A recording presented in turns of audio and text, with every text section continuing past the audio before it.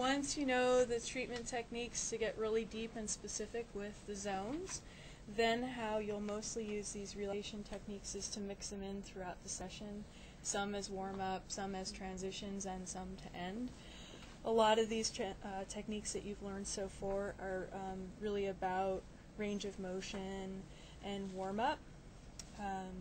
So once you have the hang of them, you don't generally want to stick with one technique for too long, or you can even kind of, they can feel sore from just like, too long in the same one.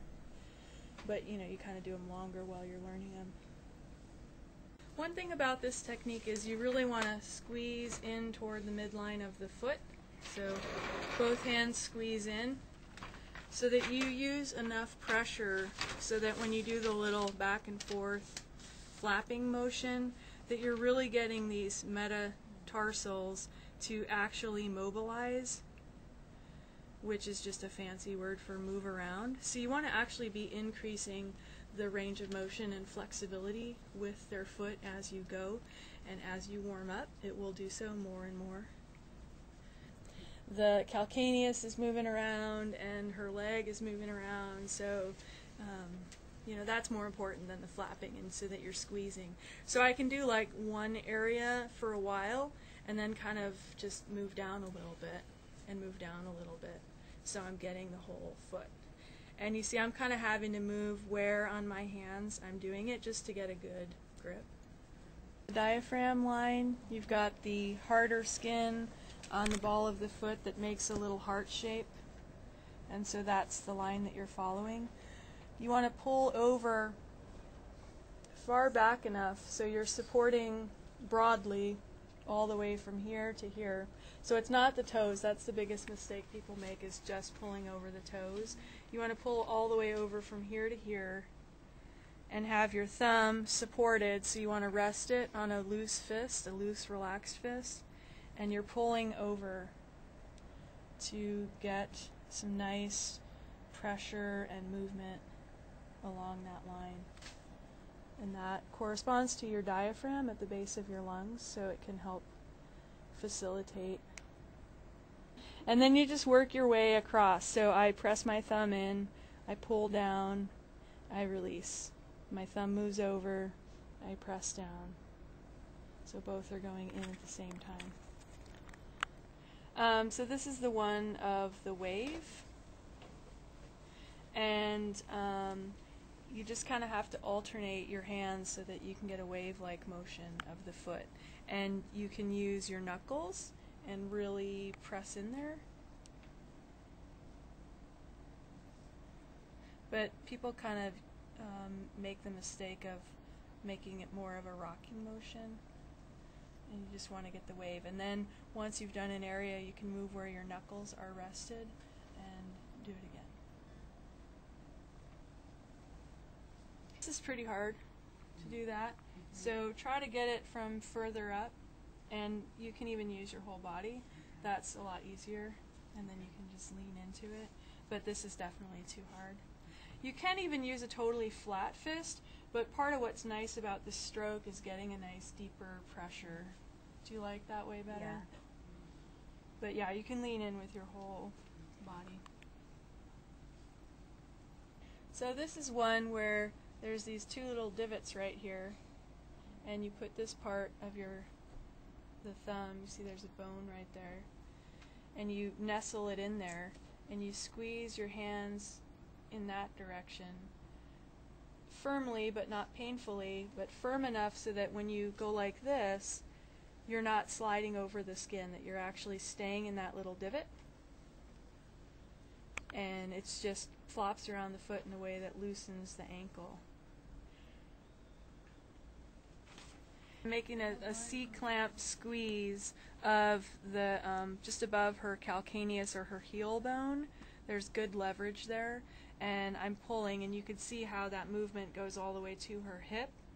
So it's a good tractioning. It opens this up in here, and that's nice to pull on.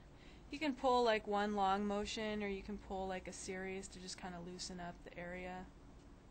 If you keep this one here and you support higher on the foot, then you can really put them through a good range of motion. Now, most people are too cautious on range of motion. You want to go into the resistance, and usually a little bit slower than you think is better. And then when you feel crunchy spots or sticky spots or stuck spots, then you can back up, pretend like it's a clock. If the sticky spot was at 11, you could go back to about 9 or 10, and then go up through about 2, and then repeat that until you work out some of that stickiness. Repeat it 3 or 4 times. How do you know? So try to watch it. You could see it too.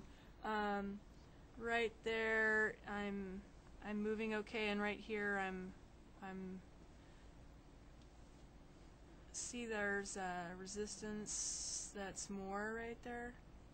So I'm going to back up behind it and back up in front of it. Is that too much pressure? No. Back up behind it, back up in front of it. And check in with your people, because usually you can give them even more pressure than you think when you're working through range of motion. You'll work out your own place where exactly you like to hold the support to move them around the range of motion. Some people kind of switch hands and make the whole thing one smooth motion, or you can always keep this one under and take it around.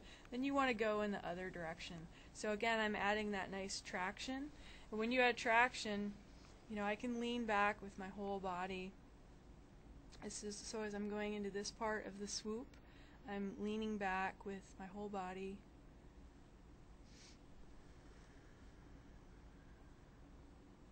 And I'm barely feeling it.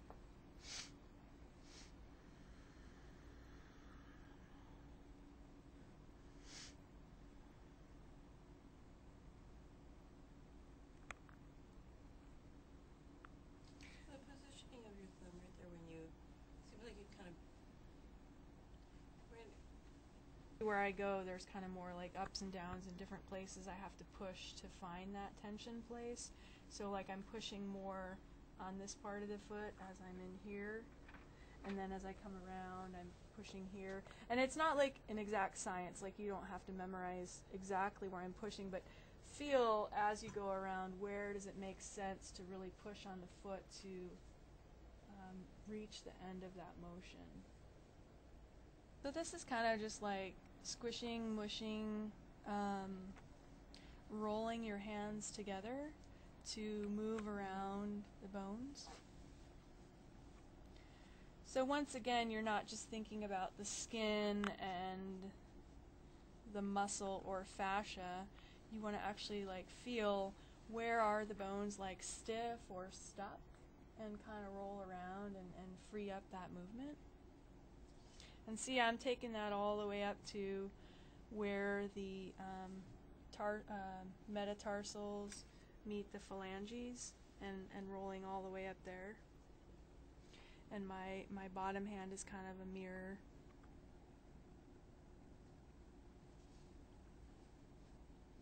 There's a crunchy spot.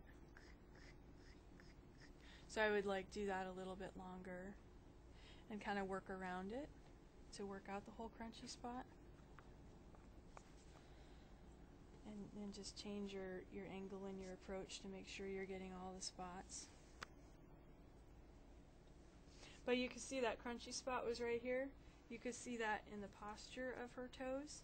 See, that's logical that we'd have some crunchiness there. A lot of people have certain toes or all toes that are kind of pulled up more. So this is going to be tighter in here. So we're just kind of working that out. Questions, comments? So I was trying to figure that out, because I was doing what you're doing outside to inside, and if one's lateral to medial, So I could start off like here, and then I could scoot down and scoot down. And then I'm sure you figured this out already, but you know, this generally, this dorsal surface, the top, you can be a lot more gentle with than the bottom. So you don't need to use like crazy pressure here, you know. Stretching.